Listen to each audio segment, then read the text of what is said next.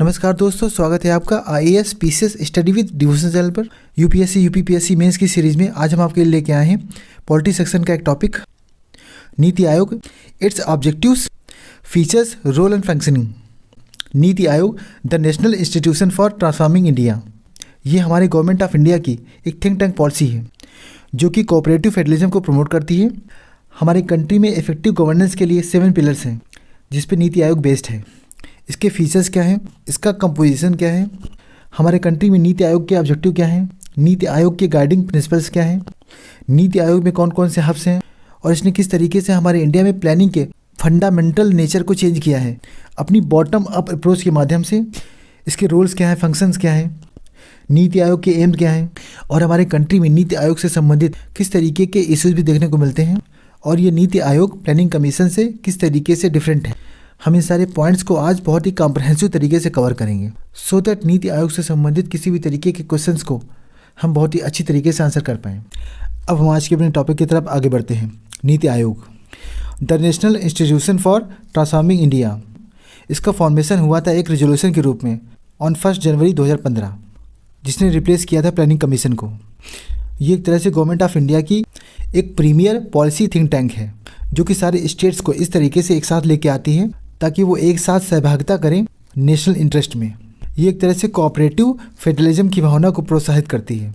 ये एक non constitutional extra constitutional body है।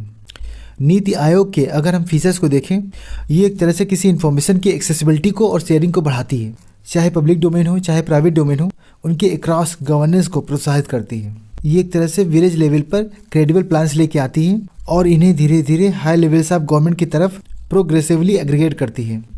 ये सारे स्टेट के साथ पार्टनरशिप को प्रमोट करती है और जो हमारे कंट्री में की स्टेक होल्डर्स हैं उन्हें एडवाइस करती है और उनके बीच में पार्टनरशिप को इनकरेज करती है और इस तरीके से लाइक माइंडेड थिंक टैंक को प्रमोट करती है। कई सारे इश्यूज हैं, उन्हें रिजॉल्व करने के लिए ये एक प्लेटफॉर्म प्रोवाइड करती है। इसका विजन है एक ऐसी गवर्नेंस जिसमें हर कोई इन्वॉल्व हो। ये एक तरह से विलेज लेवल पर क्रेडिबल प्लान्स को इवॉल्व करती है और उसे शेयर्ड विजन के साथ हाई लेवल तक लेके जाती है। Basically NITI Aayog effective governance के 7 पिलर्स पर बेस्ड है।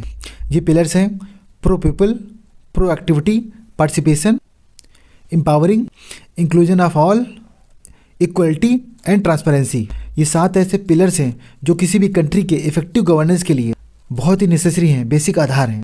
अगर हम नीति आयोग के कंपोजिशन को देखें तो चेयरपर्सन के रूप में है प्राइम मिनिस्टर, गवर्निंग काउंसिल में है सारे स्टेट्स के चीफ मिनिस्टर्स और सारे यूनियन टेरिटरीज के लेफ्टिनेंट गवर्नर्स, और साथ में है रीजनल काउंसिल्स जो कि फॉर्म्ड होती है नीड बेसिस पर और उसमें शामिल होते हैं उस रीजन में पड़ने वाले स्टेट्स के चीफ मिनिस्टर्स और यूटीज़ के लेफ्टिनेंट गवर्नर्स।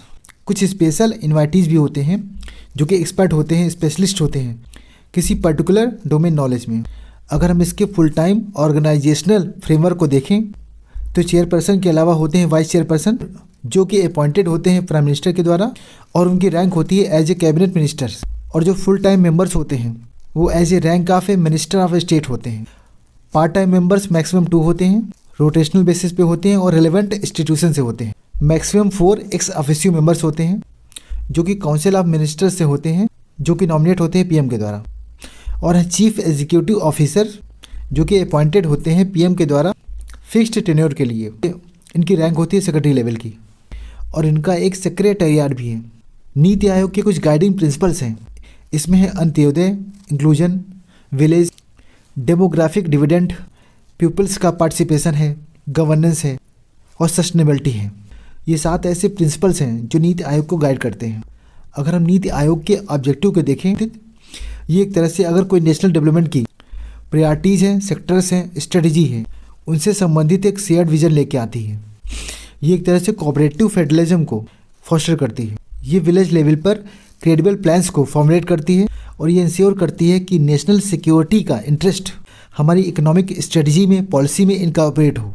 ये स्पेशल अटेंशन पे करती है हमारी सोसाइटी के उस सेक्शन के लिए जिन्हें हमारी कंट्री की इकोनॉमिक प्रोग्रेस से प्रॉपर बेनिफिट नहीं मिला है। ये एक तरह से लॉन्ग टर्म पॉलिसी को, प्रोग्राम इनिशिएटिव को और फ्रेमवर्क को डिजाइन करती है और उनकी एफिकेसी को, प्रोग्रेस को मॉनिटर करती है और उनकी प्रोग्रेस के दौरान अगर कोई फीडबैक आता है तो मिड कोर्स करेक्शन करने का भी प्रयास करती है।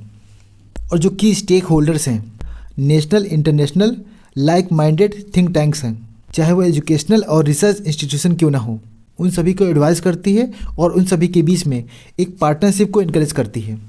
हमारे कंट्री के डेवलपमेंट परफॉर्मेंस को स्टिमुलेट करने के लिए जो भी inter sectoral inter departmental issues हैं उन्हें रिजॉल्व करने के लिए ये एक प्लेटफॉर्म प्रोवाइड करती है। और जो नेशनल इंटरनेशनल एक्सपर्ट्स हैं उनके कोलैबोरेशन के माध्यम से innovation, knowledge, entrepreneurial support system को डेवलप करने का प्रयास करती है।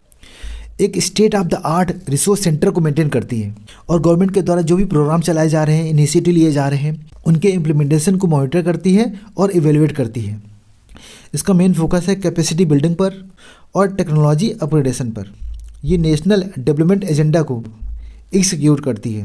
अगर हम नीति आयोग के बेसिक 4 फंक्शंस को देखें, फर्स्ट है फॉस्टर कोऑपरेटिव फेडरलिज्म, सेकंड है monitoring and evaluation, resource centre और नॉलेज हब की तरह काम करना एज ए थिंक टैंक और इनोवेशन हब, और पॉलिसी एंड प्रोग्राम फ्रेमवर्क को डिजाइन करना। नीति आयोग के 2 मेन हब हैं। फर्स्ट है टीम इंडिया हब, जो कि सेंटर और स्टेट्स के बीच में एक इंटरफेस की तरह एक्ट करता है। सेकंड है नॉलेज एंड इनोवेशन हब, ये एक तरह से नीति आयोग की थिंक टैंक को बिल्ड करती है। एक्चुअली हम ये कह सकते हैं कि नीति आयोग ने हमारे इंडिया में प्लानिंग के फंडामेंटल नेचर को ही चेंज कर दिया है, जिसके कई सारे रूप इसमें देखने को मिलते हैं। फर्स्ट है पॉलिसी मेकिंग में चेंज होना। ये एक तरह से गवर्नमेंट के लिए स्ट्रेटेजिक और लॉन्ग टर्म पॉलिसीज प्रोग्राम्स को डिजाइन तो करती ही है, साथ में सेंटर और स्टेट्स को रेलेवेंट टेक्निकल एडवाइस भी प्रोवाइड करती है। जैसा कि हमने देखा मेडिकल एजुकेशन रिफॉर्म में, इसकी मेन अप्रोच है बॉटम अप अप्रोच, जिसका मेन मकसद है कोऑपरेटिव फेडरलिज्म के माध्यम से सस्टेनेबल डेवलपमेंट के गोल्स को अचीव करना। नए इनोवेशंस हैं लाइक अटल इनोवेशन मिशन। ये एक तरह से हमारे कंट्री में जो भी प्रोग्राम्स चल रहे हैं उन्हें मॉनिटर और फीडबैक के माध्यम से मिड कोर्स करेक्शन के लिए नेसेसरी स्टेप प्रोवाइड करती है। जैसा कि हमने देखा एजुकेशन और वाटर मैनेजमेंट में, ये प्रमोट करती है coordination among the different department. ये डेवलपमेंट एजेंडा के जो भी इंटर सेक्टर और इंटर डिपार्टमेंटल इश्यूज हैं उन्हें रिजॉल्व करने के लिए ये एक प्लेटफॉर्म प्रोवाइड करती है, ताकि हमारा डेवलपमेंट एक कोहेसिव मैनर में आगे बढ़ सके। इसका एग्जाम्पल है Atal mission for rejuvenation and urban transformation. Advance technology का यूज़ करना, जैसा कि हमने देखा नीति आयोग का एक एम्बिशियस प्रोजेक्ट है इंडिया चेन, हमारे कंट्री में नेशन वाइड ब्लॉकचेन के नेटवर्क को डेवलप करना। डिजिटाइजेशन, इसका फोकस है टेक्नोलॉजी अपग्रेडेशन को लेकर, कैपेसिटी बिल्डिंग को लेकर, किसी भी प्रोग्राम्स के इम्प्लीमेंटेशन के लिए like digital India. NITI Aayog कई सारी इंडिसेस भी निकालती है like measuring states performance in health, education and water management, और जो भी टेक्नोक्रेट्स हैं उनके इंटरफेरेंस को बढ़ाना, ताकि सबके नॉलेज को हमारे कंट्री के डेवलपमेंट में एक कैटलिस्ट की तरह काम करा सकें। अगर हम नीति आयोग के रोल और फंक्शंस को देखें, नीति आयोग एक थिंक टैंक इंस्टीट्यूशन है जो कि सिर्फ नॉलेज के हब के लिए ही नहीं है, साथ में है गुड गवर्नेंस के लिए। हमारा डेवलपमेंट एक होलिस्टिक अप्रोच के साथ हो, उसके लिए कैटलिस्ट की तरह काम करना। कोऑपरेटिव फेडरलिज्म के प्रिंसिपल्स को फॉलो करना, जिसमें कि हम मानते हैं कि कंट्री के डेवलपमेंट के प्रोसेस में स्टेट का उतना ही रोल है जितना कि सेंटर का, और जितनी भी गवर्नमेंट की पॉलिसीज़ हैं उन्हें मॉनिटर करने के लिए, इम्प्लीमेंट करने के लिए ये एक प्लेटफॉर्म प्रोवाइड करती है, सो दैट स्टेट और सेंट्रल लेवल की जो भी मिनिस्ट्रीज़ हैं वो एक साथ यहाँ पर आकर सहभागिता कर पाएँ और इन पॉलिसीज़ को कोहेसिव मैनर में आगे बढ़ा पाएँ।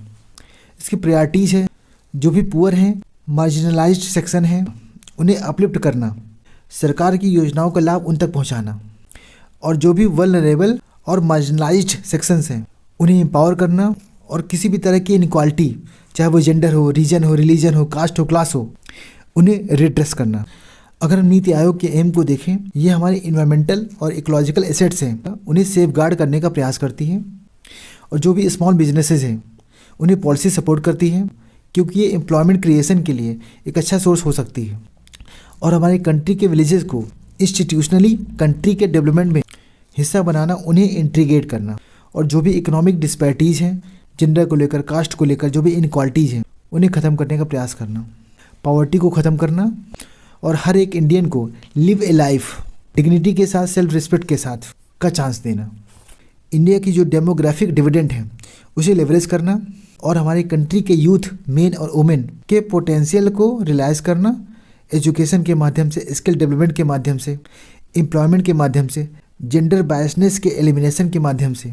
इन सब के बावजूद नीति आयोग में कई सारे इश्यूज भी एसोसिएटेड हैं। नीति आयोग का सबसे बड़ा मेन क्रिटिक है जो कि माना जाता है कि प्लानिंग कमीशन को डिसमेंटल कर दिया गया, जिसमें स्टेट्स को कंसल्ट नहीं किया गया। ये एक नॉन कॉन्स्टिट्यूशनल बॉडी है जो कि पार्लियामेंट के प्रति रिस्पॉन्सिबल नहीं है। नीति आयोग का जो एडमिनिस्ट्रेटिव स्ट्रक्चर है ना, उसमें पीपल्स के पार्टिसिपेशन को उतना अटेंशन नहीं दिया गया है, और जो प्राइवेट या पब्लिक इन्वेस्टमेंट हैं उनको इन्फ्लुएंस करने के लिए नीति आयोग के पास कोई रोल नहीं है। नीति आयोग का जो इफेक्ट है ना इनइक्वालिटी को ख़त्म करने में, वो उतना इफेक्टिव नहीं है, और कई बार ऑर्गेनाइजेशन में पॉलिटिसाइजेशन के इफेक्ट भी देखने को मिलते हैं। हमारी कंट्री में जो स्ट्रक्चरल इश्यूज हैं उन्हें सॉल्व करने के लिए इनके पास कोई प्रॉपर प्लान नहीं है, और इनके पास रिसोर्सेज की कमी है। इस तरीके से कई मायने में हम ये कह सकते हैं कि नीति आयोग एक ग्लोरीफाइड रिकमेंडेटरी बॉडी है जिसके पास गवर्नमेंट के एक्शंस में पॉजिटिव चेंज लाने के लिए जितनी पावर होनी चाहिए उतनी पावर नहीं है। हमारे कंट्री में नीति आयोग को लेकर कुछ वे फॉरवर्ड हैं। इस प्लानिंग बॉडी को और ज़्यादा रिक्वायर्ड पावर देना चाहिए सो दैट ये और ज़्यादा इफेक्टिवली चेंज हमारे कंट्री में ला पाए। जो भी अवेलेबल रिसोर्सेज हैं उनका प्रॉपर एलोकेशन हो। नीति आयोग को और ज़्यादा लीगली अकाउंटेबल होना चाहिए सो दैट ये अपने टारगेट्स को मीट कर पाएँ। और अगर हम इस प्लानिंग बॉडी को और ज़्यादा इफेक्टिव बनाना चाहते हैं तो ये नॉन पार्टीशन इंस्टीट्यूशन की तरह बिहेव करना चाहिए सो दैट इसके पास एक रीजनेबल पावर हो जिसके माध्यम से हमारी कंट्री में प्लानिंग और ज़्यादा इफेक्टिवली वर्क कर पाए। सबका साथ सबका विश्वास इस भावना के साथ। हमारा कंट्री जब इंडिपेंडेंट हुआ तो इसे बेहतर ढंग से चलाने के लिए प्लानिंग कमीशन की स्थापना हुई, और फिर इसे 2015 में नीति आयोग के रूप में चेंज कर दिया गया। बट दोनों में कुछ बेसिक डिफरेंसेस हैं, हम उन्हें देख लेते हैं। अगर हम इनके मेन फंक्शन की बात करें तो नीति आयोग बेस्ड है नेशनल एजेंडा के ऊपर, कोऑपरेटिव फेडरलिज्म के ऊपर, और प्लानिंग कमीशन बेस्ड है 5 ईयर प्लान के ऊपर। एक तरफ नीति आयोग एक एडवाइजरी थिंक टैंक की तरह काम करती है जो कि बेसिकली गवर्नेंस के बॉटम अप अप्रोच को फॉलो करती है। दूसरी तरफ planning commission that was just extra constitutional body जो कि गवर्नेंस के टॉप डाउन अप्रोच को फॉलो करती है। नीति आयोग के जो मेंबर्स हैं उनमें वाइडर एक्सपर्टाइज देखने को मिलता है, जबकि प्लानिंग कमीशन में एक लिमिटेड एक्सपर्टाइज था। नीति आयोग एक ऐसे कोऑपरेटिव फेडरलिज्म को फॉलो करती है जहां पर स्टेट्स को भी इंक्लूड किया जाता है, जबकि प्लानिंग कमीशन में एनुअल प्लान मीटिंग के दौरान स्टेट्स जस्ट स्पेक्टेटर की तरह पार्टिसिपेट करते थे। नीति आयोग स्टेट्स के ऊपर अपनी पॉलिसी को इम्पोज करती है, जबकि प्लानिंग कमीशन के ऊपर ऐसी कोई पावर नहीं थी। बट एक मेजर डिफरेंस ये भी है कि नीति आयोग के पास कोई भी पावर ऐसी नहीं है जो फंड्स को एलोकेट करे, जबकि ऐसी पावर प्लानिंग कमीशन के पास थी। अगर हम पिछले कुछ सालों की बात करें तो नीति आयोग एक एजेंट ऑफ चेंज के रूप में इमर्ज हुआ है जो कि गवर्नेंस को इम्प्रूव करने में, पब्लिक सर्विसेज की बेटर डिलीवरी के लिए कई सारे इनोवेटिव मेजर्स को इम्प्लीमेंट करने में अपना एक मेजर कंट्रीब्यूशन प्ले करती है। इस तरीके से हम ये कह सकते हैं कि हमारे कंट्री में एक एफिशिएंट, ट्रांसपेरेंट, इनोवेटिव और अकाउंटेबल गवर्नेंस सिस्टम के लिए ये एक रिप्रेजेंटेटिव का काम करता है विथ डिस्टिंग्विश्ड वर्क एथिक्स। और हमारी गवर्नमेंट का ये थिंक टैंक इंडिया को ट्रांसफॉर्म करने के लिए एक मेजर रोल प्ले करता है कोऑपरेटिव फेडरलिज्म के माध्यम से। इस वीडियो का PDF आप नीचे दिए गए टेलीग्राम चैनल से प्राप्त कर सकते हैं। अगर हमारा ये इनिशिएटिव आपको अच्छा लगे तो लाइक करें, सब्सक्राइब करें और ज़्यादा से ज़्यादा लोगों को इसे शेयर करें सो दैट मैक्सिमम लोगों को इसका बेनिफिट मिल सके। तो मिलते हैं नेक्स्ट वीडियो में अपनी नोट्स के साथ में। जय हिंद, जय भारत। Thank you.